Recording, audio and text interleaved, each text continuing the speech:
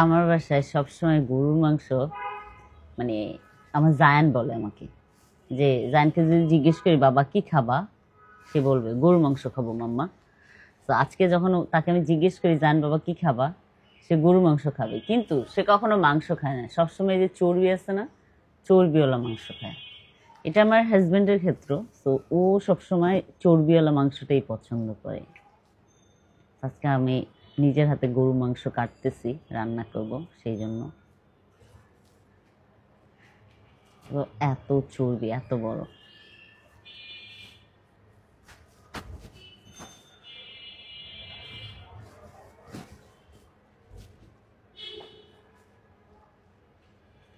ভালোই লাগে ফ্যামিলির জন্য রান্না সব কিছু করা। এটা না আলাদা একটা স্যাটিসফ্যাকশন মেয়েদের জন্য, বেসিক্যালি আমার জন্য। আমি যেহেতু সংসার করতে পছন্দ করি, সো আমার জন্য এটা আলাদা একটা স্যাটিসফ্যাকশন, যে আমার হাজব্যান্ড বা আমার বাচ্চা ওরা আমার হাতে খেতে চায়। Bye bye.